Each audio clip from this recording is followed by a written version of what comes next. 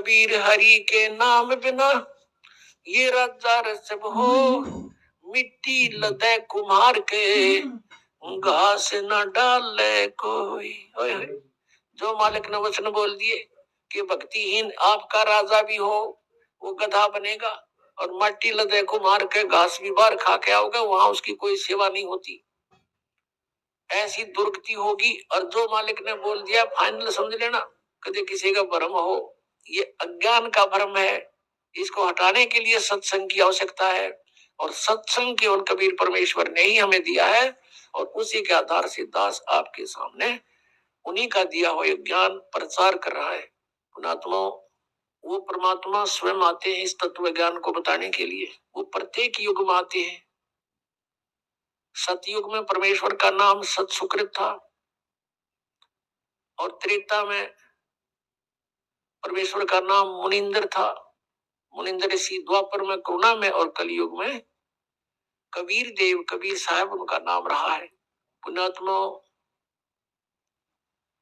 यदि परमेश्वर नहीं आते यहाँ पर तो हमें ये भक्ति मार्ग प्राप्त नहीं होता, हम अपना जीवन नष्ट करते रहते। कितना महा उपकार किया उस परम पिता ने आके। और पुण्यात्माओं, जो ये समागम 5 दिवस का चल रहा है, ये इस दास को इस फाल्गुन मास की अमावस्या को इस दास को दीक्षा प्राप्त हुई थी। और परमात्मा कहते हैं जिस दिन सतगुरु भेंटिया 100 दिन लेखे जान, बाकी समय बर्बाद गया तेरा बिना गुरु के नाम। जिस दिन आपको दीक्षा प्राप्त हुई वो आपका आध्यात्मिक जन्म है। पुण्यात्माओं, ये दिन जो इतना महत्वपूर्ण है, फाल्गुन की अमावस्या, सन 1988 को यही फाल्गुन की अमावस्या के दिन दास को उपदेश प्राप्त हुआ था मेरे पूज्य गुरुदेव परम पूज्य स्वामी रामदेवानंद जी महाराज से। और पुण्यात्माओं, अगर वो दिन मुझे प्राप्त ना होता तो आज आप भी दुखी रहते, वंचित रहते, और दास का भी जीवन नष्ट हो जाता। अब वो दिन इस जिंदगी में भूला नहीं जा सकता। तो उस उपलक्ष्य में ये ज्ञान, ये समागम हो रहा है। तो जिस तरह दास को ये ज्ञान हुआ, और ये दास पहले यही डले ढो रहा था, लोक वेद के आधार से भक्ति कर रहा था, पीछे लग गया जाऊं था मैं लोक वेद के साथ, रास्ते में सतगुरु मिले दीपक दे दिया हाथ। तो दास भी यही लोक वेद के आधार से बाबा श्याम जी की जय हो, बाबा श्याम जी के पुजारी, और फिर हनुमान जी के पुजारी। 25 वर्ष तक दास ने हनुमान जी का व्रत रखा, मंगलवार का हनुमान चालीसा 7 बार प्रतिदिन कंटिन्यूस करना। फिर श्री राम श्री कृष्ण हमारे इष्ट, शंकर भगवान भी साथ में पूज्य। यानी इस तरह का हम सारे ही पूजाओं का ढेर सारी पूजाएं किया करते थे। और जो भी घर में सुख हुआ, जैसे बच्चा पढ़ता है तो पास होता है, सफल होता है परीक्षा में, तो वो क्या सोचता है कि मेरे भगवान ने मुझे पास कर दिया। हम उनके 100 शुक्र मनाते थे, सारे देवताओं के नाम लेते थे इकट्ठे, उसने दया करी, बाबा श्याम जी की जय हो, हनुमान जी की जय हो, श्री कृष्ण भगवान की जय हो, राम की जय हो, शंकर भगवान ने दया कर दी। और फिर जैसे संतान उत्पत्ति हुई, प्राप्ति हुई, तो उसमें भी जय हुई नहीं भगवान ना की, बाबा श्याम जी की बोल दिए इतने रुपये उसके बाद चढ़ाऊंगा इसके। अब ये लोक वेद के आधार से हम सोच रहे थे ये देवता हमें लाभ दे रहे, ये तो कुछ भी ना कर सकते।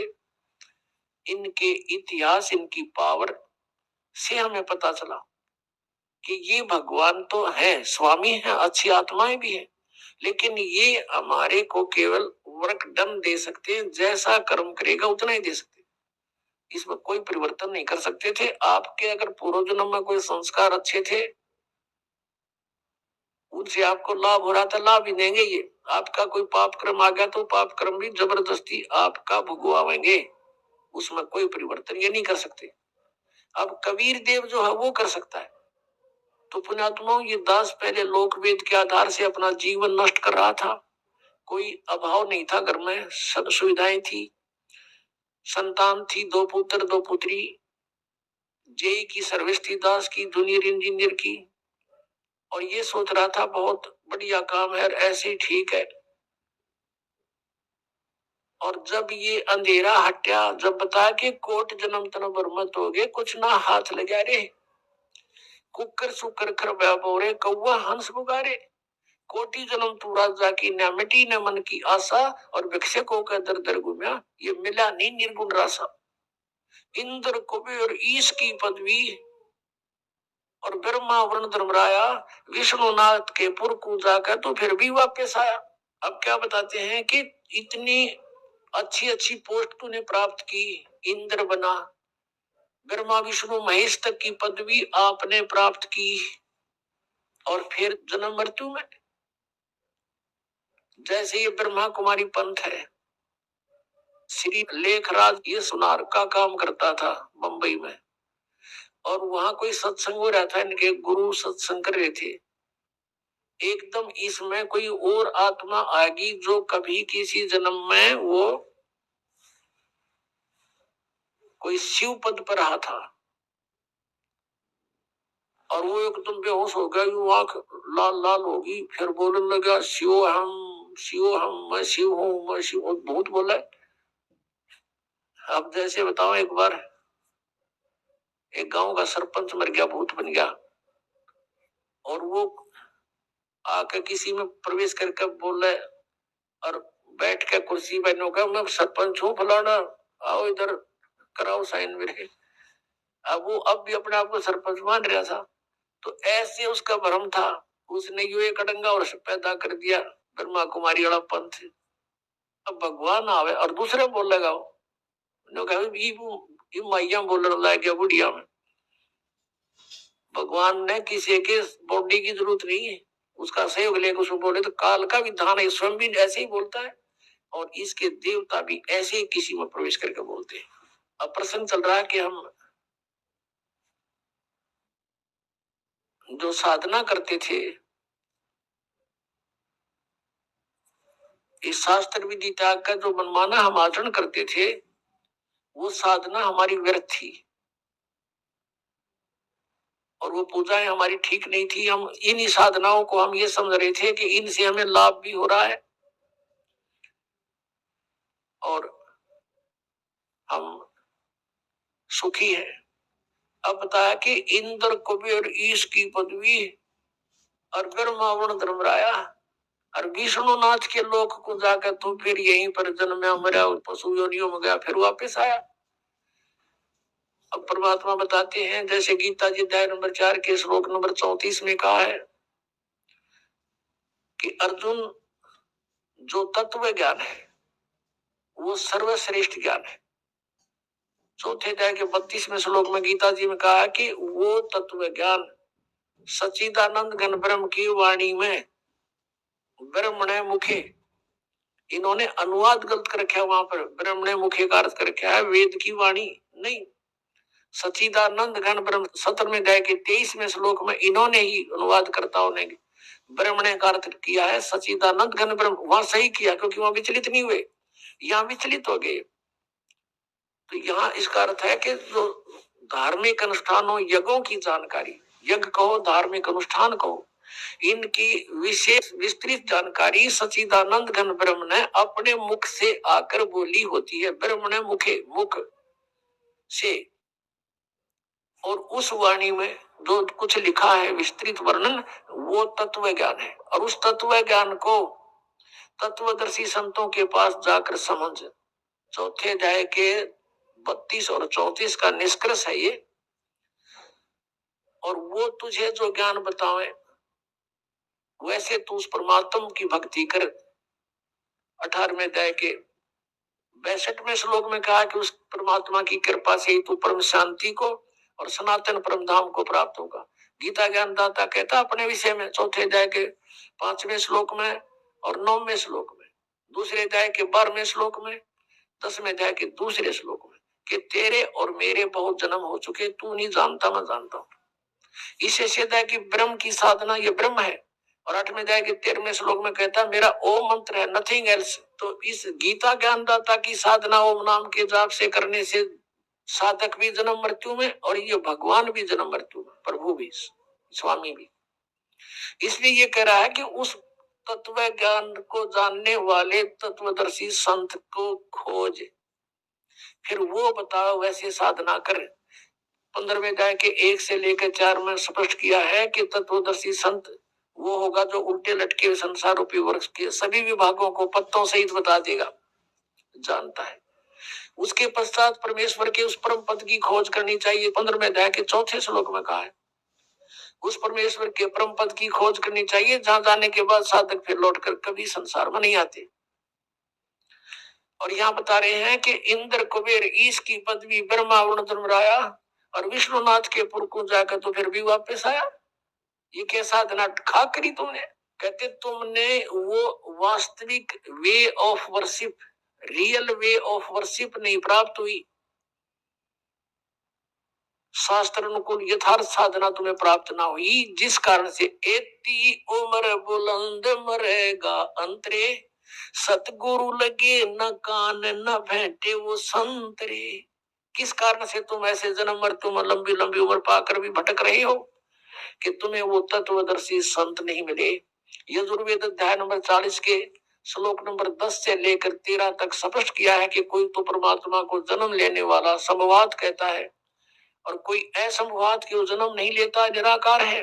कहते ये यथार्थ ज्ञान भी कि भगवान कैसा है, कैसे आता है, कैसे जाता है, क्या करता है, वो तत्वदर्शी संत बताओगे, उनसे सुनो। तो गीता ज्ञानदाता और वेद ज्ञानदाता एक है, वो ब्रह्म है, यहाँ भी ब्रह्म है। यजुर्वेद अध्याय नंबर 40 के मंत्र 15 में वेद ज्ञानदाता कहता है कि मेरा एक ओम नाम है, ओम करतु समर किलबे समर करतुम समर। ओम नाम का जाप काम करते करते शमन करो, विशेष कसक के साथ शमन करो और मनुष्य जीवन का परम कर्तव्य जान के इसका शमन करो। इससे क्या होगा कि वायु अनिलम अमृतम अथिदम भस्मांतम शरीरम। जब तू शरीर छोड़कर जाएगा, तेरा शरीर नष्ट होगा, तब तुझे इस ओम से मिलने वाला अमर पद यानी ब्रह्म लोक प्राप्त हो जाएगा। यजुर्वेद 40 में अध्याय के 17वें श्लोक में स्पष्ट कर दिया। 40वां अध्याय अंतिम अध्याय है यजुर्वेद का और 17वां मंत्र अंतिम लास्ट मंत्र है। इसमें स्पष्ट कर दिया, वेद ज्ञानदाता कहता है कि वो परमात्मा तो प्रोक्ष है, वो तो गुप्त है। जैसे उल्टे लटके हुए संसार रूपी वृक्ष को जड़ तो ऊपर है और तीनों शाखा नीचे है। 15वें अध्याय के 1 से 4 में कहा है। अब जैसे पृथ्वी से बाहर पेड़ दिखाई देता है तो जड़ें प्रोक्ष होती है, गुप्त होती है, बाहर का हिस्सा पेड़ कहलाता है। ऐसे बताया है कि वो 40वें अध्याय के 17वें श्लोक में यजुर्वेद में कि वो परमात्मा पूर्ण परमात्मा तो ऊपर प्रोक्ष है, गुप्त है, और मैं ब्रह्म हूं, मैं ब्रह्म लोक में रहता हूं, मेरा ओम नाम है। अब यहाँ भी वेदों ने भी बता दिया कि तत्वदर्शी संत की खोज करो। और वेद कहते हैं नेति नेति कि मैं जो ज्ञान दे चुका हूं ये अंतिम नहीं है। इतना ही नहीं, आध्यात्मिक ज्ञान परमात्मा के विषय में, उसके विषय में तो तत्वदर्शी संत बताएंगे और वो उस ज्ञान से बताएंगे जो परमात्मा ने स्वयं आकर बोला है। फिर क्या बताते हैं, असंग जन्म तन मर्त्या होगे, जीवित क्यों न मरे रे, द्वादश मध्य महल मठ बोरे, बहुर न दे धरे रे। कि असंग जन्म तन मर्त्या होगे, एक बार जीवित मर के देख, जीवित कैसे मरना होता है। मन चाहता है यहाँ के कार कोठी बंगले गुटी सुटी लगाना, ब्याह के अंदर नाचना गाना डीजे बकवाद। कहते इनसे मन हटा। अपने आत्माओं सोचन की बात है, ये किसी के कहने से नहीं, कोई प्रतिबंधित नहीं होते ये नियम। लेकिन जो संत नियम बताते हैं वो आपके लिए लक्ष्मण रेखा होनी चाहिए। उसका उल्लंघन करते सीता का कितना विनाश हुआ, विरानमाटी हुई और दुनिया मरवा दी। और उन्होंने कहा था इससे बाहर मत जाना तो सुरक्षित रहेगी। तो उस परमात्मा ने जो नियम हमें बना कर दिए हैं ये लक्ष्मण रेखा समझ लेना। अब जैसे एक विवाह हो रहा था किसी का, शाम ने डीजे बजाओ, नाचे कूदे, बहन भी बेटी भी सारी, उनके फोटो उतार रखे। अगले दिन बारात में जा रहे थे, भाई का विवाह था लड़के का, तो उस शहर से यानी रोहतक से कलानौर के पास दुर्घटना होगी। वह दुल्हे वाली कार ही टकराएगी किसी दूसरे से, 5-6 मर गए, उसी दुल्हा भी मर गया और उसी परिवार के रिश्तेदार वो खुद मिलकर 5-6 एट द सपोर्ट मृत्यु होगी। अगले दिन पेपर में आ रहा था उनका हाहाकार मचाते, बाढ़ पार्टी बहन बेटियां बुरी तरह रो रही है, एक दूसरे से निपट रही है। अब बता लो डीजे कोई बात हुई यहाँ पर। तो संत कहते हैं जैसे नानक साहब जी से भक्त प्रसन्न करा करते कोई अनजान से कि महाराज जी आप यहाँ कुछ खोए खोए से रहते हो, तो उन्होंने कहा था भी ना जाने काल की कर डारे किस विध ढल जा पास आवे, और जिनाते सरते मौत खुड़क दी उन्होंने केड़ा हंसावे। हमें अपनी मौत दिखाई दे ना मेरा के बिजली गिर जाए, यहाँ तक टाइम सा पास करना हमने। फिर पूछा कि हे भगवान क्या आप कभी प्रसन्न नहीं होते? कि प्रसन्न होता हूं, जब मेरे अनुयायी मेरे द्वारा निश्चित किए हुए सत्संग के दिन वापस आ जाते हैं तो उस दिन मुझे खुशी का कोई ठिकाना नहीं रहता। क्यों? क्योंकि मुझे ये खुशी होती है कि इनको कोई काल का दूत नहीं टकराया, इनकी भक्ति का नाश नहीं किया, ये सुरक्षित है अभी तक। और जब ये यहाँ से जाते हैं, संसार में सब काल के ही ज्ञान से प्रभावित लोग हैं, ये मुझे चिंता बन जाती है कहीं इनको कोई भ्रमित ना कर दे और इनका जीवन नाश कर दे। क्या कहते हैं कि साथ मिले साड़ी शादी होंगी और विछड़ जा दिलगिरी वे, अखदे नानक सुनो जी ना मुश्किल हाल फकीरी वे। के साध मिले ये भक्त साध संगत जब वापस आती है, मुझे आत्मा में बड़ी खुशी होती है कि ये सुरक्षित है, इनका कोई दीमक नहीं लगा काल का। और जब ये जाते हैं तब मुझे दिलगिरी होती है, दुख होता है कि मुश्किल हाल फकीरी वे, फकीरी माने साधना भक्ति, ये बड़ी मुश्किल बना दी काल के दूतों ने। जगह जगह एक गांव में मन 10-10 ढूंढे लाए बैठे हैं, कोई वैसे कोई क्रिया करते हैं, कोई झाड़ा लाता है, मिसगाइड करने वालों का कोई अंत नहीं। साध मिले साढ़े शादी होंगी विछड़ जाए दिलगिरी वे, अकदे नानक सुनो जी ना मुश्किल हाल फकीरी वे।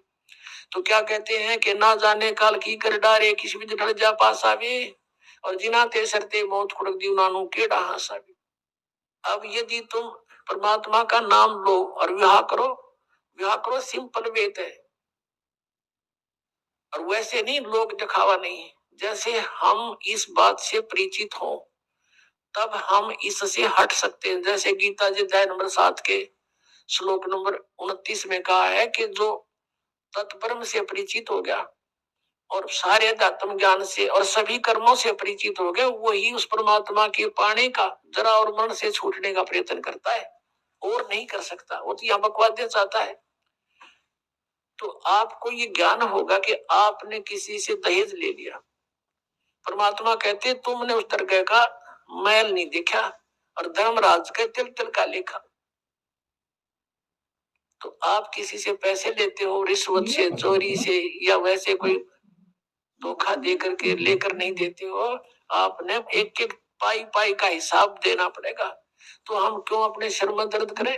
क्या एक दहेज आप लोगे, किसी ने दे दिया आपके 50,000, 1 लाख, 2 लाख गणे दे देगा, क्या उससे आपका सारी आयु व्यतीत हो जाएगी? नहीं हो सकती। परमात्मा पर आधारित होजिए और इस मंत्र का जाप कीजिए, जो दास आपको देगा। आपके भाग्य में ना होगा तो भर देगा, आपकी बेटी की किस्मत को भर देगा भगवान, उसको नाम से जोड़ दीजिए। आपके पुत्र को भी आगे सुख देगा।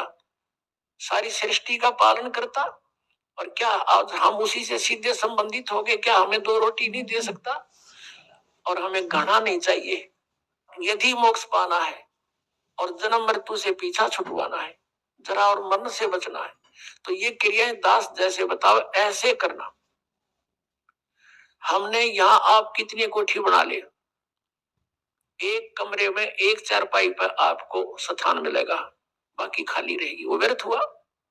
तो व्यर्थ की बकवाद हमारे मन से आप हट जाया करेगी इस ज्ञान के आधार पर। अब कोठी बना रहा था एक व्यक्ति, और कोठी तैयार होगी, बैंक मैनेजर था, मुहूर्त करनी थी, संडे का दिन था, कोई सामान की आवश्यकता पड़गी, गुटी सूटी लाने के लिए सारी व्यवस्था कर रखी है। थोड़ी देर तो ब्राह्मण करे उड़ाला टोटर पटोटर उसका करते हैं, फिर गुटी सूटी सारा सौदा शुरू हो जाता है। सब बुला रखे रिलेटिव और सब मित्र। वो खुद कोई सामान लेने के लिए गया था, स्कूटर उठा के, यानी टू व्हीलर, और वहां एक टू व्हीलर से टू व्हीलर टकरा गई और पड़ गया। पड़ते कनपट्टी लगी फुटपाथ पे, पड़ते वही मर गया। अब 60 ले उसको ठीने, कई सवरस की बात है, जब 3.5 लाख रुपए लगाए थे, पेपर माई थी। अब वो गधा बनकर उसके पीछे खड़ा भी ना होने देखो उसने। तो हमने ये देखना कि यहाँ जो हम करने जा रहे हैं ये क्या सांग है। सर्व सोने की लंका थी वह रावण से रणधीरम, एक पलक में राज विराजी जम के पड़े जंजीरम। वो तो सारे सोने के महल बनाए बैठा था, जैसे ईंट गारा हम प्रयोग करते ऐसे सोने की ईंट और उसी की गारा में बना रखे थे। कहते हैं भक्ति बिना क्या होता, ये भ्रम रहा संसार, रति कंचन पाया नहीं रावण चलती बार। 1 ग्राम गोल्ड नहीं ले जा सका रावण जब यहाँ से जाने लगा। तो इन बातों को याद करके हमने इनसे वापस भी हटना है, और हमने अपने प्रत्येक कार्य को ऐसे ढंग से सेट करना जो भक्ति में बाधक ना हो। अब हम दहेज लेते हैं या फिर देवे भी गए, क्योंकि बेटी होगी हमारे भी। अब पैसे वाला तो बकवाद कर देगा, अब गरीब आदमी कहां से करे। एक घर में 3 बेटियां चली गई, एक गरीब की है, एक अमीर की है, एक मीडियम साइज की है। अब जो अमीर वाले ने तो दे दिया गणाए धन, अब मीडियम साइज वाले ने भी दे दिया थोड़ा बहुत, और वो बेचारा गरीब क्या करे, उसकी बेटी रो रही है वहां बैठकर, उस परिवार में आदर नहीं उसका। तो ये इस तरह का हमने इसको समाज को सेट करना है। अब जैसे हम रक्षाबंधन का त्योहार मनाते हैं, ये क्या तुक हुआ कि बहन भाई को रक्षा इसलिए बांधने जाती है कि उसकी रक्षा करेगा भाई। भाई की रक्षा कौन करेगा। एक बहन कह रही थी कि मैं रक्षाबंधन के दिन गई अपने भाई को बांधने के लिए, रक्षा सूत्र इंतजार कर रही थी। पता लग गया कि कहीं काम बस गए हैं, मोटरसाइकिल पे गए हैं। कुछ देर के बाद पता चला कि उसकी मृत्यु होगी, उसका शव लेकर आ रहे हैं। जिस भाई से मैं अपनी रक्षा के लिए गई थी उसकी रक्षा भी नहीं हो पाई, वो अपने नहीं कर सका। तब उसे ज्ञान हुआ, तब वो कहती है कि सचमुच हम कति भूल में थे। अपने भाई को भी कहा बेटा भाई आजा, तू भी भगवान का राखी बांध और मैं भी बांधू, यानी नाम लो, और ये रक्षा सूत्र आपका सदा साथ देगा, भाई का भी बहन का भी। और बेमतलब बातें कर रखी। उस रक्षाबंधन के दिन किसी का भाई नहीं है तो रोती है कोने में बैठकर वो बहन। फिर ये बात का सिस्टम, जिस बहन का भाई नहीं है वो दूसरों के मुंह की तरफ देखती है, कौन आएगा हमारे घर। तो पुण्यात्माओं, ये बेमतलब की बकवाद है, ये जग की रीत से हमने वापस हटना है और अपने जीवन को नए सिरे से सेट करना होगा। यदि भक्ति करना चाहते हो, समाज के भाव में बहना है तो नो प्रॉब्लम, आप कुछ भी करो, वो आपकी मर्जी, लेकिन भक्ति नहीं चलेगी। तो इस प्रकार हम इन क्रियाओं से भी सावधान होना है, अपने आप को बचा के रखना है, तब हमारी भक्ति प्रफुल्लित हो। फिर क्या बताते हैं कि असंग जन्म तन मरत्या होगे और जीवित क्यों ना मरे रे। एक तो ये जीवित मरना, इस ज्ञान आधार से सब बकवादे छोड़ देंगे। जिस समय ये दास गांव गांव में घर घर में जाके पाठ करते थे 3 दिन का, यानी 500 यज्ञ करते थे फ्री ऑफ कॉस्ट, किसी से कोई पैसा नहीं लेता था, क्योंकि दास सर्विस करता था। और जैसे सैटरडे संडे की छुट्टी होती थी उनमें जाकर के लाभ उठाता था। तो उस समय क्या होता था, हम सत्संग कर रहे होते थे, होली ये फाग आ जाता था, हम तो सभी वो परिवार भी जिसने उपदेश ले रखा, हम अपना आराम से भगवान का पाठ कर रहे हैं, अपना मंत्र जाप करें, और गांव वाले जैसे जो भगवान के मार्ग पर नहीं लगे हैं, और वो क्या करें, कीचड़ खाओ एक दूसरे मुंह पर फर, किसी को पिचकारी मारे। कोई गांव में तो सिस्टम है, कोरडा बना लेते हैं घंटर सा, वो मारे एक दूसरे का, और लाल लाल मुंह कर रखे बंदर कैसे सारे को गारा में पड़ा है, कोई गुटी लाई नो करता फिर रहा है, और हम बैठे भगवान का आनंद ले रहे हैं अपने कवाड़ बंद करके कि हमें डिस्टर्ब ना कर दे। तो इस प्रकार जो आनंद परमात्मा के मार्ग में है, इस भक्ति में है, इन बकवादों में नहीं हो सकता। तो इस तरह की हमने नहीं करना, क्योंकि हम यहाँ के वासी नहीं है और यहाँ सुख नाम की चीज नहीं है। आज हम खुशी मना रहे, 1 मिनट में ना जाने के बिजली गिर जाए। और परमात्मा की भक्ति करेंगे, इससे हमारा बचाव बनेगा। और ये इस तरह के जो मर्यादाहीन कार्य करने से नाम खंड हो जाएगा। नाम खंड होते ही भगवान रुष्ट हो जाएगा, आपके ऊपर काल का अटैक हो जाएगा और आपको हानि हो जाएगी। तो इस डर से हमने अपना यहाँ टाइम पास करना है और भक्ति की ख्यास करना है, भक्ति बढ़ाते रहना है। धर्म पुण्य जो भी क्रियाएं बताइए सभी करते रहना, आखिरी सांस तक करना पड़ेगा आपको। और दूसरे टाइप से जो जीवित मरना है, कि जैसे आप जी देखते हैं कि नाइट सर्विस में यानी रात्रि सेवाओं के अंदर बसों में व्यक्ति जाते हैं और फिर सुबह शाम तक वापस आ जाते हैं। वो नाइट सर्विस में किस लिए जाते हैं? कि उनको बहुत आवश्यक कार्य होता है और शीघ्र करने के लिए ही वापस आने के लिए गए होते हैं कि शाम तक लौट आऊं। और ऐसे ही एक रात्रि सर्विस में गया, रास्ते में एक्सीडेंट हो गया, वापस आना था। इतनी शीघ्रता थी उसको, इतना आवश्यक कार्य था कि वापस आना था उसको, और दुर्घटना मृत्यु होगी नाइट सर्विस में। अब वो कहाँ गई वो शीघ्रता, कहाँ गए जिसके लिए पंजे ना टक्के थे, वो क्या ले गया साथ में? तो आप जी ये सोच लीजिए, जब सतलोक आश्रम बरवाला की तरफ सत्संग निकट आवर चलना चाहो तो न्यू सोच लो हमारी मृत्यु होगी आज और इब्बा होगी, और आ जाओ यहाँ पर सत्संग सुनो, 3-4 दिन फ्री ऑफ माइंड रहो, एक दूसरे से भगवान की चर्चा करो, या और बकवाद मत बतलाना, ये खास रखना। परमात्मा रुष्ट हो जाएगा, ठीक है, कोई मित्र रिश्तेदार मिलता है, बातें करो गृहस्थी की थोड़ी बहुत देर के लिए, फिर अपना मालिक की चर्चा शुरू करें, कोई ज्ञान उससे सुने, कभी आप सुनावे, फिर मंत्र करने लग जावे। सब सुविधाएं भगवान ने आपके लिए दे रखी, इन दासों के द्वारा आपको सारी व्यवस्था करवा के दी जाती है। तो इसका सदुपयोग करना, दुरुपयोग करने से राम रूठ जाएगा आपका, और राम नहीं रूठना चाहिए, ये भी आपको डर लगे। तो ये सोचकर आप आ जाइए और ये सोचिए कि हमारी मान ले परमानेंट मृत्यु हो जाए तो भी तो हो सकती है ऐसे। और अब हम 3 दिन 4 दिन 2 दिन जिसा भी समय आप मरना चाहो मरो, और फिर वापस चले जाओगे घर पे, और परमानेंट टिकट कट गई फिर भी तो बात बिगड़ेगी, फिर तो धरा धरा रहेगा सारा, संभाल ही नहीं सकते आप। तो अब जाकर के मान लीजिए तुम समझते हो कि कुछ काम बिगड़ जाएगा, तो अभी तो फिर जाकर संभाल सकते हो, परमानेंट तो नहीं मरे। लेकिन जो परमात्मा के लिए सच्चे दिल से आते पुणात्माओं, किसी का आज तक काम बिगड़ा नहीं, बने मिलते हैं। लेकिन वो आपकी श्रद्धा पर डिपेंड करेगा। सतगुरु के दरबार में कमी काहे की ना, अंसा मौज नहीं पावता तेरी चूक चाकरी में।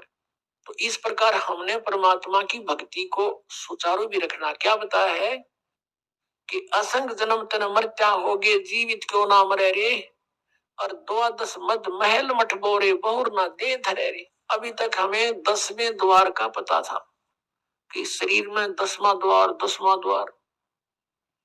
अपने आत्माओं, ये जो 10वां द्वार है ये एक ब्रह्मांड का रास्ता है। और आपने ये भी सुना होगा कई बार, क्योंकि जो भक्ति मार्ग में लगे उन्हें सब तरह के साधक संत टकराते हैं। हमने सुना बहुतों से कि एक यहाँ संत रहता था, उसने अपनी योग अभ्यास से अपने शरीर को ऐसा मंत्रों से जाप से ऐसा सेट कर रखा था कि उसने ब्रह्मांड फोड़ दिया। यानी उसका यहाँ से शरीर में एक सुराख मिला, जब उसका शरीर छूटा उसने अपना ब्रह्मांड फोड़ गया वो, यानी वो पार हो गया, 10वें द्वार पर पहुंच गया, 10वें द्वार पार कर गया। अपने आत्माओं 21 ब्रह्मांड है इस काल के, जिसने एक ब्रह्मांड पार कर लिया तो एक फिर और 21 ब्रह्मांड और हैं। अब इससे निकल कर वो फिर क्या करता है, ऊपर धक्के खाता है, ऊपर अपना समय व्यतीत करता है, घूमता रहता है इधर उधर भूत की तरह, प्रेत की तरह। फिर वहां से उसको जैसा भी उसकी सुविधा होती है जैसे जिसकी भक्ति होती है उसी लोक में उसको भेज दिया जाता है। वहां बैठकर वो अपना पुण्य पाप जो भी है उसका सारा भोग कर फिर पृथ्वी पर आता है। अब ये 12वां द्वार पे भगवान का स्थान है। अब 10वां द्वार जो है जो तो एक शरीर से निकलकर इस बॉडी से बाहर ब्रह्मांड में घूम रहा है। इस ब्रह्मांड से अलग भी और ब्रह्मांड है, और जब 21 ब्रह्मांड का एक स्थान है, 21वां ब्रह्मांड जो है वहां पर ये काल विराजमान है। और उस 21 में ब्रह्मांड से फिर उस परब्रह्म के 7 संग ब्रह्मांडों में प्रवेश करने का एक द्वार है जो 11वां द्वार है। और इस अक्षर पुरुष के 7 संग ब्रह्मांडों को पार करके जब सतलोक में प्रवेश करने जाते हैं तो वो 12वां द्वार है। उस 12वें द्वार को पार करके फिर हम सतलोक में प्रवेश करेंगे, वहां हमारा निज ठिकाना है। अभी तक ये 10वां द्वार पर गाटा जोड़ रहे थे, और एक सिरफिरा है कोई संत वो ने 11वां द्वार में बताया कबीर साहब ने। और उसको किसी ने कहा जी हमने सुना है एक संत बताता है कि 12वां द्वार है। नहीं नहीं नहीं, 12वां नहीं है, तो 11वें का ठेका ले रहा, 11वां है। तो यहाँ संतों ने परमात्मा जिनको मिला आदरणीय गरीबदास साहिब जी को और ऊपर के सब ब्रह्मांड दिखा कर लाए। तो गरीबदास साहिब जी कह रहे हैं कि 12 मद महल मठ बोरे, उस 12वें द्वार में है वो स्थान मठ, यानी वो आपका निवास स्थान। और बहुर ना दे धरे रे, वहां जाने के बाद फिर कभी मृत्यु नहीं होती। 15वें अध्याय के 4थे श्लोक में, 18वें अध्याय के 62वें श्लोक में जिसके विषय में कहा है। फिर क्या बताते हैं कि दोजक बहिष्ठ सभी ते देखे राजपाट के रसिया। दोजक कहते हैं नरक को और बहिष्ठ कहते हैं स्वर्ग को। कहते तूने सत साधना ना मिलने से, तत्वदर्शी संत ना मिलने से, ये जो साधना भक्ति तुम कर रहे हो इससे स्वर्ग में भी जाना पड़ता है, फिर पाप नरक में भोगने पड़ते हैं। आपके दोनों अकाउंट ओपन रहते हैं। पुण्य वाला अलग लिखा जाता है, पाप वाला अलग। पुण्य के आधार से स्वर्ग महास्वर्ग प्राप्ति हो जाती है, वहां देव पद भी प्राप्त हो जाता है। और पाप के आधार से फिर नरक में भी आपको कंपलसरी जाना पड़ता है। और पूर्ण परमात्मा कबीर परमेश्वर की भक्ति इस 2 अक्षर के नाम से और सार नाम से करने से, आदि नाम से, तो आपके पापों का नाश हो जाता है। कबीर साहब कहते हैं जब ही सतनाम हृदय धरो भयो पाप को नाश।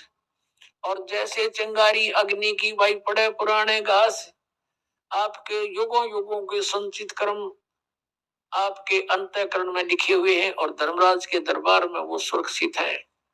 उन्हीं के आधार से वो आपके प्रारब्ध बनाकर भेजता है। पुण्य जिसके ज्यादा है पाप कम है, या पाप ज्यादा है पुण्य जैसे है, उसी आधार से आपके जीवन में पुण्य और पापों का संयोग करके आपका एक जीवन दिया जाता है।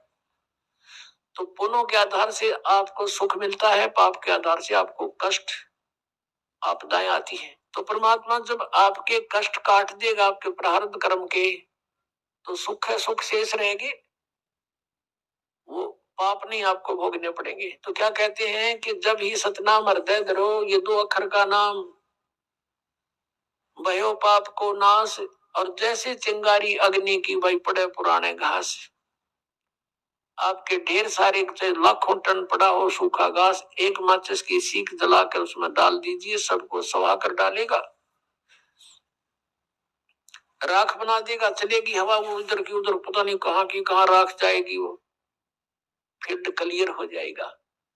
तो क्या कहते हैं जब ही सतनाम हृदय धरो भयो पाप को नाश। और जैसे चिंगारी अग्नि की वही पड़े पुराने घास, ऐसा नाश कर देगा भगवान। तो क्या कहते हैं दोजक नरक बहिष्ठ स्वर्ग, दोजक बहिष्ठ सभी ते देखे राजपाट के रसिया।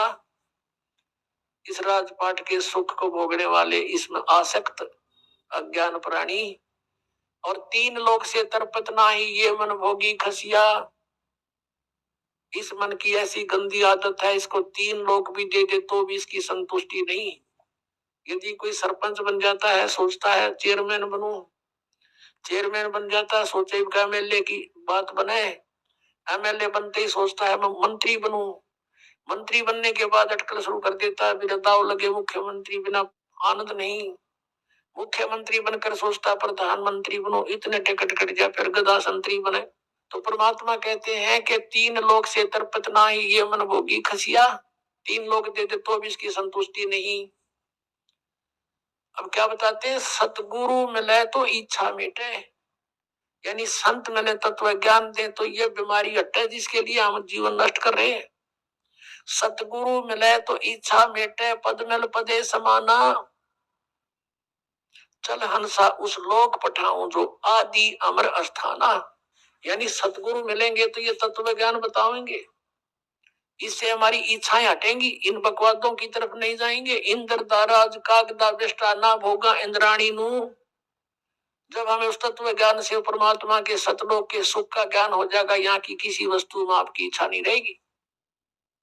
और यहाँ के स्वर्ग के राजा के राज को भी काग की बीट के तुल्य आपकी आत्मा मारने लग जाएगी।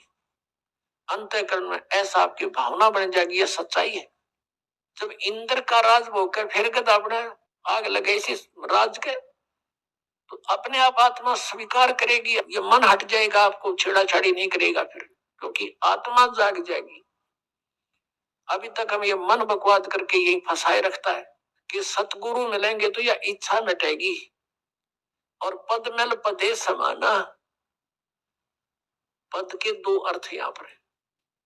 एक तो जैसे गीता जी अध्याय नंबर 15 के श्लोक नंबर 4 में कहा कि उसके पश्चात तत्वदर्शी संत मिल जाए, जो परमेश्वर के उस परम पद की खोज करनी चाहिए, जहां जाने के बाद साधक फिर लौटकर संसार में कभी नहीं आते। और जिस परमेश्वर ने सब ब्रह्मांडों की रचना की है, गीता ज्ञानदाता कहता और की भक्ति नहीं, केवल उसी की साधना करो तो वो परम पद मिलेगा, सतलोक। और पद मिल पदे समाना, यानी दूसरा पद वे ऑफ वर्शिप पद्धति, पूजा की जो सच साधना है भक्ति की, उस पद मिल पदे समाना। जब सही भक्ति का मार्ग, वो 2 अक्षर का नाम मिल जाएगा, सतनाम, जिसमें एक ओम एक तत्गुप्त है, और आदि नाम मिलेगा, तब तुम्हें मोक्ष होगा। इन 5 नामों से मोक्ष नहीं, अन्य लाभ यहाँ संसारिक है बस। और वो 5 नाम नहीं है जो निरंकार ओंकार, ये नहीं, ये तो यूजलेस है। तो क्या बताया है कि वो सही पद्धति, वो सही पद आपको मिलेगा भक्ति का मार्ग। तो उस पद मिल पदे समाना, उस सत साधना की प्राप्ति के उपरांत आपको वो परम पद मिलेगा, जहां जाने के बाद फिर लौटकर संसार में साधक नहीं आते। जरा और मरण सदा के लिए आपका समाप्त हो जाएगा। और ये कैसे होगा? पद मिलने से, पद्धति मिलने से, वे ऑफ वर्शिप ठीक होने से, पद मिल पदे समाना। फिर क्या बताते हैं, चल हंसा उस लोक पठाऊं जो आदि अमर अस्थाना। यानी आदरणीय गरीबदास साहब जी कहते हैं, जिनको परमात्मा मिले थे छुडानी गांव में, सतलोक से चलकर आए थे और उनको ऊपर लेकर गए थे, सब ब्रह्मांडों की सती थी, अपनी समर्थता से उनको परिचित करवाया था और फिर उनको वापस छोड़ दिया था उनकी बॉडी में। आदरणीय गरीबदास साहब जी गांव छुडानी, जिला झज्जर, हरियाणा में उनका जन्म हुआ था। 10 वर्ष के बालक थे। परमात्मा उनको निकाल कर ऊपर ले गए थे, आत्मा को, जीवात्मा को, और शरीर नीचे रह गया था। 5-6 घंटे लग गए थे। गांव वालों ने सोचा ये मर गया है, अंतिम संस्कार के लिए चिता पर रख दिया था। फिर परमेश्वर ने वापस वो आत्मा भेज दी कि जा बॉडी का नाश करवा देगा काल। तुरंत आगे उठकर फिर ये ज्ञान बोलने लगे। वो बता रहे हैं कि उस सतलोक के अंदर क्या सुख है। चल हंसा उस लोक पठाओ जो आदि अमर अस्थाना, सदा से अमर है, जिसका कभी नाश नहीं होता, शाश्वतम स्थानम। गीता जी अध्याय नंबर 18 के श्लोक नंबर 62 में कहा कि अर्जुन तू सर्वभाव से उस परमेश्वर की शरण में जा। यानी गीता ज्ञानदाता से अन्य है, वो परम अक्षर ब्रह्म है, उसकी कृपा से ही तू परम शांति को और शाश्वतम स्थानम, आदि अमर स्थान, उस सनातन परम धाम को प्राप्त होगा। और यहाँ गरीबदास साहिब जी कह रहे हैं कि सतगुरु मिले तो इच्छा मेटे, पद मिल पदे समाना, और चल हंसा उस लोक पठावे जो आदि अमर स्थाना। वहां क्या सुख है? चार मुक्ति जहाँ चंपी करती माया होरी दासी, दास गरीब अब है पद पर से वो मिले राम अविनाशी। अविनाशी राम मिलेगा। अपनात्माओं, यहाँ की जो साधना इस काल सत्र की, ब्रह्म सत्र की 4 मुक्तियां बताते हैं, और इन 4 मुक्तियों का निर्धारित समय होता है। उसके बाद वो जीव उन मोक्ष को प्राप्त करके, समाप्त करके स्वर्ग महास्वर्ग में फिर दोबारा इस पृथ्वी लोक पर अन्य योनियों प्राणियों के शरीरों को प्राप्त करता है। इंद्र कुबेर ईश की पदवी ब्रह्मा वरुण धर्मराया और विष्णु नाथ के पुर को जाकर फिर भी वापस आया। ये 4 मुक्ति भी यहाँ नाशवान है यहाँ की। और क्या बताते हैं कि जो सुख तुम्हें इन मुक्तियों से यहाँ प्राप्त है वो सतलोक में सदा बना रहेगा, कभी वो नष्ट नहीं होगा। 4 मुक्ति जा चंपी करती, चंपी माने आपके हाजिर खड़ी रहेंगी, उस सुख का कभी नाश नहीं होता, ह्रास नहीं होता, एंड नहीं है। 4 मुक्ति जा चंपी करती, माया होरी दासी और दास गरीब, अब है पद पर से वो मिले राम अविनाशी। अब जैसे आप जी ने गीता अध्याय नंबर 15 के श्लोक नंबर 16 और 17 में 3 पुरुषों की जानकारी प्राप्त हुई। सरपुरुष तो सीधा ही सर्वन नाशवान पुरुष मान प्रभु, 21 ब्रह्मांड का स्वामी, ये ब्रह्म काल ज्योति निरंजन है। अक्षर पुरुष ये परब्रह्म कहते हैं इसको, जो 7 संग ब्रह्मांड का स्वामी है। इसकी लंबी उम्र आपको बता दी कितनी है, फिर भी इसकी मृत्यु है। इसलिए 15वें अध्याय के 17वें श्लोक में कहा कि उत्तम पुरुष है तो इन्हें परमात्मा उधारते, यह लोक तरम अविषय विवर्ती अवैश्वर है। इन दोनों से सरपुरुष और अक्षर पुरुष से तो उत्तम पुरुष श्रेष्ठ परमात्मा तो कोई और है, और वही परमात्मा कहलाता है। परमात्मा का अर्थ है कि जो कभी दुख नहीं दे, श्रेष्ठ आत्मा, कोई मृत्यु नहीं किसी चीज का, उसके अंतर्गत उसकी शरण में उसके राज्य में कोई अभाव ना हो, किसी प्रकार का कष्ट नहीं देता, वो भगवान यानी परमात्मा श्रेष्ठ आत्मा होता है। तो वो परमात्मा और फिर वो ही अविनाशी, अवास्तव में अविनाशी परमात्मा है वो, और वही तीनों लोकों में प्रवेश करके सबका धारण पोषण करता है। जिसका जैसा संस्कार यहाँ भी है वो भी उसी के आदेश से आगे आवंटित होता है, सबको उसी के आदेश से निर्धारित नियम से मिलता है। और यहाँ क्या बताते हैं, 4 मुक्ति जहाँ चंपी करती, माया होरी दासी और दास गरीब अभय पद पर से वो मिले राम अविनाशी। गीता अध्याय नंबर 15 के श्लोक नंबर 17 में जिस अविनाशी वास्तव विनाशी परमात्मा है वो मिलेगा इस साधना से। कौन सी साधना से? राम नाम जप कर थिर होई, ओ हम सो हम मंत्र दोई। एक सतनाम है 2 अक्षर का, उस 2 अक्षर के सतनाम के जाप से आपका स्थिर स्थान मिलेगा। राम नाम जप कर थिर होई, ये 2 अक्षर का मंत्र सोई। ये 2 अक्षर का मंत्र जो है ये है सतनाम, और इससे आपको स्थिर स्थान मिलेगा। राम नाम जप कर थिर होई, थिर माने स्थाई, स्थाई होना, कभी जन्म मृत्यु नहीं होती, वहां चले जाना। अब जैसे एक नामदेव जी महात्मा हुए हैं, जैसे आपको कल भी बताया था, वो पहले ओम नाम का जाप ही करते थे। भले उन्होंने गुरु भी बना रखा था, फिर भी अपनी साधना अपने आधार से ही करते थे, और उसमें पूर्व जन्म की ऐसी सिद्धि भी थी कि उसके कारण परमात्मा ने ही अपने भक्तों की इज्जत रखने के लिए, भक्ति को बनाए रखने के लिए उसके लिए मंदिर भी घुमा दिया था परमात्मा। परमेश्वर कभी साहब चाहते हैं कि भक्ति का नाश ना हो, इनमें आस्था बनी रहे, भगवान है वो ऐसी लीला कर सकता है। और ये काल भगवान चाहता है कि इनको ऐसी साधनाएं बताऊं, इनसे कुछ लाभ इनको हो नहीं, ये नास्तिक हो जाए और भगवान की खोज ही बंद हो जाए। जैसे महात्मा बुद्ध था, पिछले पुण्यकर्मी प्राणी था, स्वर्ग से आया हुआ था, राजा का लड़का था। ये राज अच्छा नहीं लगा क्योंकि वो उस राज के तुलना में ये कुछ भी नहीं है, सीधा स्वर्ग से आने वाले के साथ या और बने। घर भी त्याग दिया, साधना करने लगा, हठ योग शुरू कर दिया, प्राण निकलने को हुए। एक माई ने उसके मुंह का खीर लगा दी गया के अंदर वट वृक्ष के नीचे। धीरे धीरे उसने वो चाटनी शुरू की, आंखें खुल गई, फिर उठ गया, फिर भोजन ठीक खाने लगा। फिर उसने कहा था starvation could not lead to salvation, भूखा मरने से भगवान नहीं मिल सकता, ये उसकी अपनी सोच थी। और फिर उसने जो अपने सत्र का कोई अध्ययन किसी शास्त्र का नहीं किया, पिछले पुण्य अच्छे थे, स्वयं बैठकर साधनाएं करने से कुछ सिद्धियां आ गई, उनके वचन में शक्ति आ गई, बोलने की शैली अच्छी होगी, श्रोता बहुत थे, तो पूरा चीन उनका अनुयायी हो गया, पूरा चीन देश।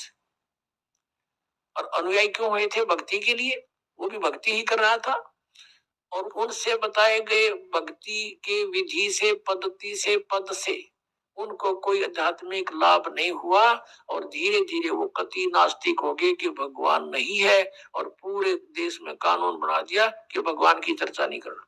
और काल यही चाहता है, ऐसे दूत भेजूं जैसे राधा स्वामी पंथ है, और इसे निकले हुए जितने पंथ, जय गुरुदेव पंथ, ये सच्चा सौदा पंथ, इनको पहले तो सुनते हैं कुछ लाभ हुआ इनके गुरुओं से, अरे भी इनकी बयान माटी हो रही के घर में अच्छा दुख, भूत इनमें प्रवेश कर रहे हैं, क्योंकि वो स्वयं भूत बना शिवजाल जी। तो कुछ दिनों के बाद अब जो भक्त यहाँ आते हैं, कहते हैं हम पहले ठीक हमारा गुजारा था, 30 साल तक राधा स्वामी पंथ में थे, लुट पिट गए, गाड़ियां बिक गई, दुकान बिक गई, हमारा बुरा हाल हो रहा है, पत्नी का ऑपरेशन हो रहा है, वाल डिफेक्ट हो गया है, अब इनकी दुर्गति हो रही है। तो अब वो कहते हैं हम तो थक चुके थे साधना कर करके, और सोच लिया था भगवान कहीं नहीं है। आपकी पुस्तक मिली, ये सत्संग सुना, तो कुछ किरण फिर जागी कि है कहीं भगवान। तो काल चाहता है कि इनका बट्ठा बैठा दूं, ये भक्ति करे नहीं, नास्तिक हो जाओ, टंटा कटे, और वो आवे भगवान या उनका कोई दास आवे, उनका भेजा हुआ कोई संदेश वाहक आवे, तो कोई सुने नहीं भक्ति को, सुनेंगे तो बात हृदय सच्चाई सच्चाई सारी। तो इस कारण से उसने ये ऐसा कर रखा। तो परमेश्वर जब भी कोई लीला की है नौनी, उसी परम पिता ने आके की है वो सारी, ताकि इनमें भक्ति की आस्था बनी रहे और भक्ति जीवित रहे पिछली पीढ़ी तक। अब यहाँ तक इस भक्ति को लाना था परमात्मा ने। अब ये भक्ति अंतिम सांस गिने थी, ये सत्कर मान लेना।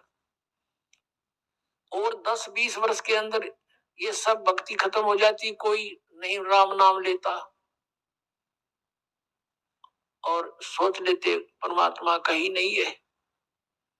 ऐसे समय में परमात्मा ने आके फिर आप पर मेहर बख्शी है। आप पुण्यात्मा हो, पहले से चार्ज हो, आपके अंदर पिछले जन्मों से भक्ति की प्रेरणा फिर से जाग रही है। इसके कारण आप कोई कहीं किसी पंथ के मिले, कभी किसी संत से मिले, आप भटक रहे थे, आपको ये सत संदेश मिल गया। तो नामदेव जी कहते हैं कि नामदेव जी के बारे में बताया कि नामा छिपा ओम तारी, पीछे सोहम भेद बिचारी, सार शब्द पाया जद लोई, आवागमन भौर नहीं होई। नामदेव जी ने भी इन 2 अक्षर के नाम का, सतनाम का जाप किया। कल आपको बताया था श्री गुरु नानक देव जी के विषय में, उनकी समुद्र की साखी में आपको दिखाया कि वो 2 अक्षर का मंत्र जाप करते थे। और ये संत मत भाग प्रकाश 4 में राधा स्वामी पंथ के सामने सिंह जी कहते हैं 261 पृष्ठ पे कि 2 अक्षर का भेद बतावे, सोए गुरु पूरा कहावे। तो पुण्यात्माओं, इस दास के ऊपर मेहर हुई, परमात्मा ने ये 2 अक्षर का भेद बताने की ना ईब से पहले सबको मना कर रखा था परमेश्वर ने, जिनको मिले थे कि ये 2 अक्षर का भेद अभी खोलना नहीं, प्रचार अवश्य करो, लिखते रहो वाणियों में, लेकिन देना नहीं किसी को, क्योंकि कि ये सतनाम और ये आदि नाम है। सतनाम सार्वजनिक जरूर कर दिया था, आगे दान करने का अलाउड नहीं था, लेकिन सार नाम फिर भी गुप्त रखा। परमात्मा कहते हैं सोहम शब्द हम जग में लाए और सार शब्द हमने गुप्त छुपाए। वो सार नाम अभी तक छुपा रखा था, अब इस दास पे कृपा की है, क्योंकि अब ये सभी पंथ नष्ट हो जाएंगे। नष्ट का मतलब है ये वहां नहीं रहेंगे, इनके साधक उनके साथ नहीं रहेंगे, जब इस ज्ञान का पता लगेगा। कौन नहीं चाहता भगवान को? कोई महामूड होगा तो पड़ा रहेगा वहां पर, उसका कोई लेखा ही नहीं, उसका तो अकाउंट है नहीं इस मार्ग में। अब क्या बताते हैं कि चातुर प्राणी चोर हैं और मूड मुगद हैं ठोठ, संतों के निकाम के इनको दे गलजोट। अब ये चतुर प्राणी थे जो हजूर जी से हो गए, और हम ऊंची मंजिल में जाते हैं, बड़े दूर खबर लेकर आते हैं, टट्टू का भी ना पता, इन सतनाम का नहीं पता ये गए कौन सी मंजिल में होंगे, अंडरस्टूड है ये। इनके नाम साधना के सारे व्यर्थ, वो 2 अक्षर का नाम नहीं, फिर पूरे गुरु कहाँ थे ये राधा स्वामी वाले। तो पुण्यात्माओं से प्रार्थना है कि परमात्मा ने जो इतना कुछ प्रयत्न किया है, इतने समय तक इंतजार किया है, ये समझ लो इसको और आ जाओ भगवान के चरणों में, कल्याण हो जाएगा। बोलो सतगुरुदेव। पुण्यात्माओं, आपका सौभाग्य है कि आपको इस सत्संग सुनने को मिला। अभी आपने आध्यात्मिक ज्ञान चर्चा नामक एक विशेष प्रोग्राम साधना टीवी से चलता है और ये एक बहुत प्रकार का कार्य हो रहा है। उन महापुरुषों के विचार भी आपके समक्ष होते हैं और उधर से इस दास के विचार भी जो सदग्रंथों में विद्यमान है, विद प्रूफ प्रमाण सहित जनता के सामने आते हैं। इससे जनता को ज्ञान होगा कि कौन संत कैसा ज्ञान रखता है। फिर ठीक है, जिसको जौन सा ठीक लगेगा उसको सिलेक्ट कर लेंगे। श्री तुलसी साहेब जी, तुलसीदास जी जो मथुरा जय गुरुदेव के प्रमुख हैं, उनसे प्रश्न किया गया कि मोक्ष प्राप्त प्राणी सतलोक में भिन्न रहता है या ऐसे समा जाता है परमात्मा में जैसे बूंद समुद्र में। तो उन्होंने यही बताया कि वहां मोक्ष प्राप्त प्राणी अमर लोक में जाकर, सतलोक में जाकर अमर पद को प्राप्त होकर के ऐसे परमात्मा सतपुरुष में लीन हो जाती है जैसे जल की बूंद जल में समा जाती है। पुण्यात्माओं, इनको सतलोक का कख भी पता नहीं, कख है भी निगाह नहीं लोगों को, और करोड़ों जीवों को मिसगाइड कर दिया, भ्रमित कर दिया। जैसा कि ये दास बार बार बताता है कि ये जितने भी गुरुपद पर विराजमान है ये बहुत पुण्यात्मा है पूर्व जन्म के, और ये काल के फंस गए, इनका दुरुपयोग कर रहा है, अपने लिए इनको प्रयोग कर लिया, जीवों का नाश करने के लिए इनको गुरुपद पर बैठा दिया। और इनको पिछले जन्म से थोड़ी बहुत सिद्धि भी होती है। और पुण्यात्मा, इस दास ने राधा स्वामी पंथ के सभी संतों के इतिहास को गहनता से पढ़ा है, जाना है। श्री शिवदयाल जी जो राधा स्वामी पंथ का प्रवर्तक माना जाता है, उससे भी ज्यादा पुण्यात्मा थे ये तुलसीदास जी मथुरा वाले, जो जय गुरुदेव पंथ के प्रमुख हैं। उनसे भी ज्यादा पुण्यकर्मी, अधिक भक्ति शक्ति युक्त थे। उन्होंने तो 18 वर्ष तक, 15 वर्ष 17 वर्ष जैसे वो बताते हैं, एक बंद कमरे में बैठ कर अपनी बैटरी चार्ज की सिद्धियां प्राप्त की। और ये 1954 से सत्संग करने लग गया, ये युवा ही था उसमें। और इसके पूर्व जन्म की इतनी बैटरी चार्ज थी। 1971 में इसने एक भविष्यवाणी की जो कि इस दास के लिए थी। अपने आत्मा आपको फिर दिखाते हैं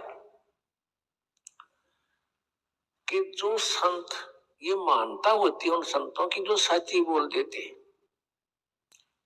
इसने 1971 में ये कहा था कि उस महापुरुष का जन्म हो चुका है, वो 20 वर्ष का हो चुका, 7 सितंबर 1971 को। इस दास का जन्म 8 सितंबर 1951 को हुआ।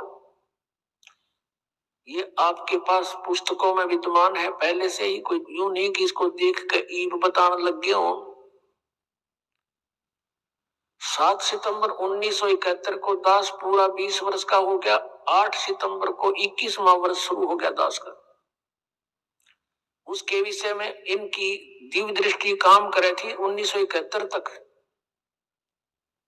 और 40 साल के बाद आज उनकी दिव्य दृष्टि कतिबलोक होगी, क्योंकि वो जो सिद्धि शक्तियां थी, भक्ति थी, वो नष्ट होगी। किसी को आशीर्वाद दिया, किसी को किसी प्रकार से इसने भक्ति आगे की को ना, क्योंकि साधना ठीक नहीं थी। इनके मंत्र सभी काल के, 500 नाम काल के।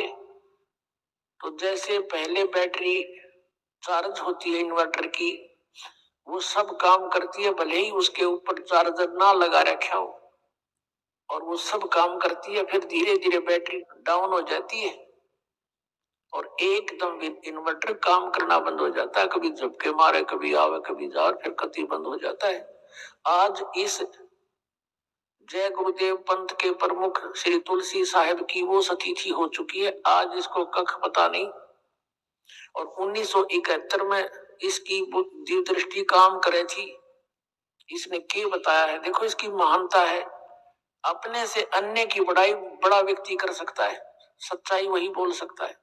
ये महान आत्मा थे, लेकिन अब ये -0 हो चुके हैं आज के दिन, क्योंकि आगे भक्ति इनकी शास्त्र अनुकूल नहीं, 2 अक्षर का नाम नहीं जिससे कुछ लाभ मिलना था।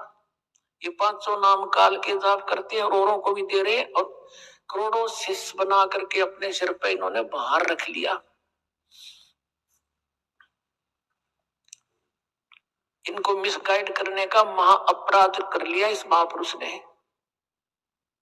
ये और इसको महा कष्टदायक होगा आगे जाकर के।